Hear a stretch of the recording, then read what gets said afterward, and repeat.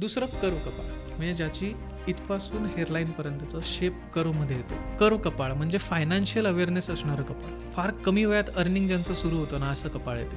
खूप कमी वयात ही लोक फायनान्शियली अवेअर होतात, म्हणजे ते फायनान्शियल सल्ले चांगले देतात. त्यांना एक असं म्हणूया ना, की फायनान्स म्हणजे इकॉनॉमिक हे जे क्षेत्र आहे त्याच्यामध्ये ही लोक तुला दिसून येतील. हे CA, अकाउंटिंगमध्ये, बँकिंगमध्ये ही लोक तुला दिसून येतील.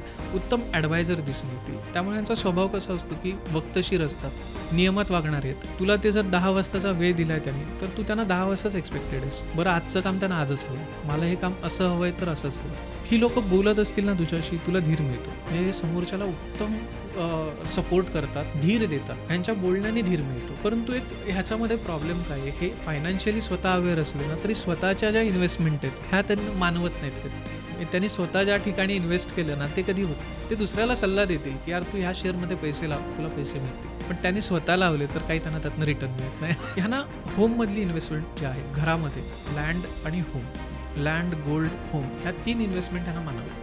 आणि ह्याच्यात बेनिफिट त्यांना असं आहे ना, की ह्यांचं इंट्युशन चांगलं असतं. म्हणजे ह्या तुझ्या वास्तूत ते आले आणि जर त्यांनी असं बघितलं इकडे तिकडे, यार सर्वेश हे बदल किंवा हे असं मला इथे ना विचित्र वाटतं, ह्या लोकांनी जपायचं कुठे स्वतःला, तर अग्निकांड ह्यांच्या नशिबात होतं. ओके, आगीपासून जपायचं. आगीपासून जपायचं, पायाला लागतं, पायाला भाजतं किंवा पायाची दुखापत होते किंवा उकळतं पाणी अंगावर पडते. कर्व कपाळामध्ये तुला तशा ही लोक दिसणार आहेत. फिक्स असा कुठला देव त्यांना आवडत नाही, म्हणजे कुठल्याही देवावरती त्यांचा विश्वास नसेल, परंतु या जगात एक एनर्जी आहे, ह्या एनर्जीचा मला सपोर्ट होतोय, त्याच्यावरती विश्वास असतो. एन्झायटी आणि पोटाचे आजार ते ह्या कपाळाच्या चेहऱ्यानं आहेत. हल्ली मला हा ट्रेंड जास्त दिसतोय की ज्यांचं कपाळ कर्व आहे ना त्यांच्यामध्ये कॅन्सरचं प्रमाण थोडं मला वाढताना दिसतं.